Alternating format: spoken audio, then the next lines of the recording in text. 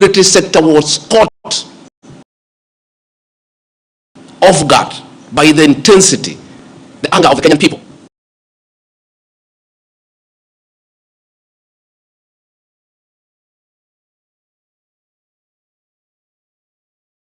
The agitation of the Kenyan people.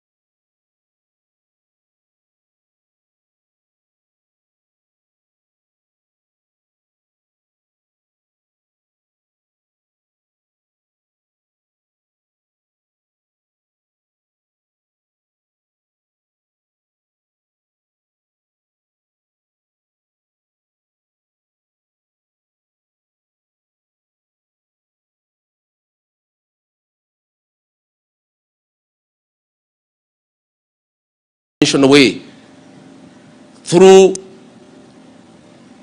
reaching out, consensus and concurrence. I am informed that members of parliament who voted no have already been targeted by the National Intelligence Service for harassment for their political stand.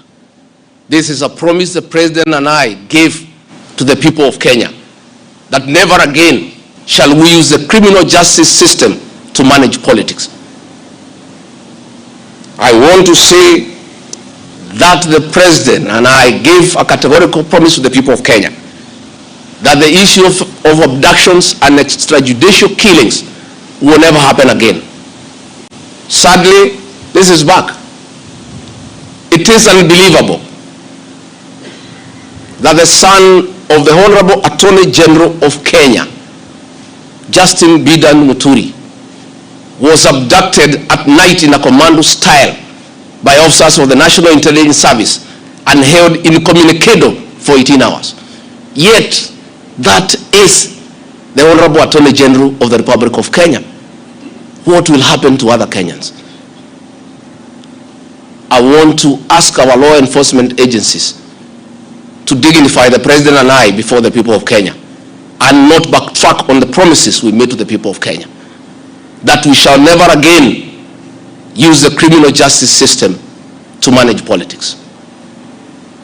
Yesterday, Nurdin Haji was trying to put up a team together to craft lies and propaganda and attribute the chaos that were in the country to leaders, I included, former President Uhuru Kenyatta and others. Yet it is very clear, and the President has admitted, that these protests were caused by the anger of the people of Kenya and the refusal of Finance Bill 2024. I want to call on the National Intelligence Service not to take us back to the dark old days of the Nyayo era, where you create propaganda and schemes to undermine leaders and those you don't agree with. I want to say in conclusion, this is a time for reflection and action. And we need to take immediate steps, as the President has guided, and I'm very happy, to engage the Generation Z. And I want to call that generation to tell us whom to engage, because they are leaderless, they are tribeless, they have no organizational structure, but we like to engage the right people. There could be a temptation among some young people around us in government to pick some friends of theirs and attempt to bring them for discussion. So I want to challenge our young people and salute them for their courage and conviction and the love for their motherland to come up with a structure on how they can engage government in accordance with what President William Ruto has guided this afternoon. In view of the very wise decision by the President, in conformity with the wishes of the Kenyan people, to withdraw Finance Bill 2024 that was in contention, as Deputy President of the Republic of Kenya and a patriotic son of this country, I want to appeal to Generation Z to call off the protests for tomorrow, because their cry has been heard by the President.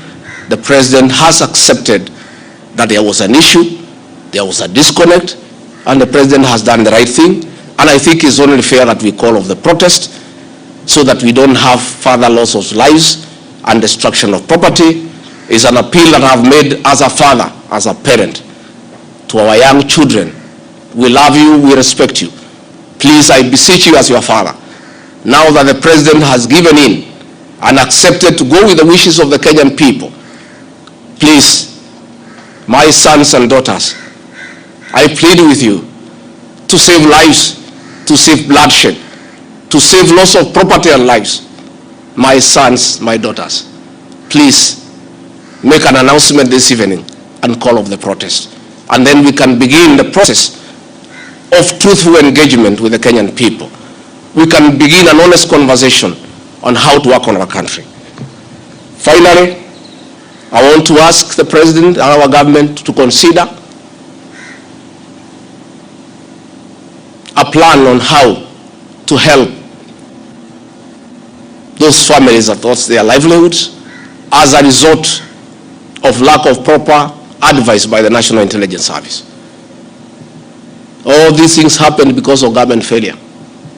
It should never happen.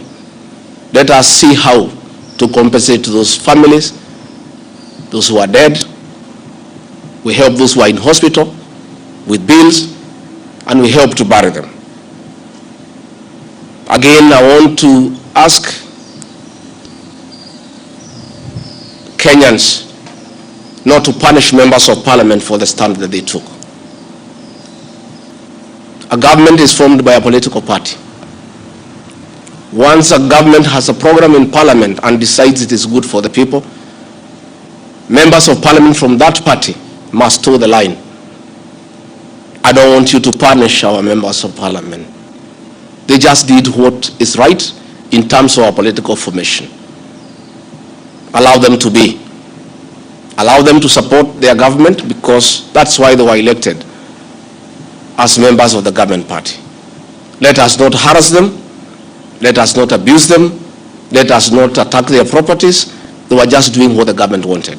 And now that the government has decided to do the right thing, I think we should close that chapter. And if you have a problem with your member of parliament over this matter or any other matter, you will have an opportunity at the right time to punish that member of parliament or affirm he or her by re-electing him or her. And if we do that, it will be good for this country.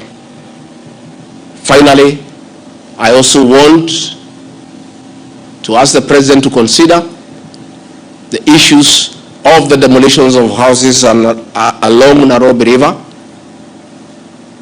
Houses that had approved building plans, built on land with title deed, were demolished, and only a compensation of 10,000 was given, which is unacceptable and unfair. Let us consider any landowner who had a genuine title, who had constructed a house that had been approved by the city authorities for compensation, because it's good to be fair. I really want to thank you and ask the people of Kenya to keep peace and to love one another. Now that this matter of Finance Bill 2024 has been settled, let us all go back to work. Let us be peaceful. Let us not be violent. Let us not talk at each other. Let's try to love one another. We have a beautiful country. We have no other country to run to. Let us not burn our country because of disagreements on issues.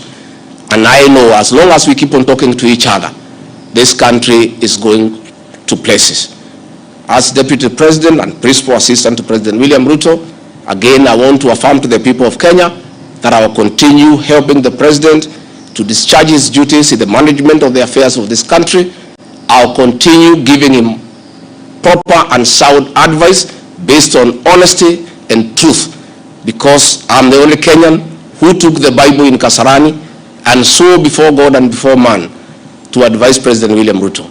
Many people have been very unhappy with me for saying things that are truthful, to a point of trying to isolate me because they didn't want me to say the truth.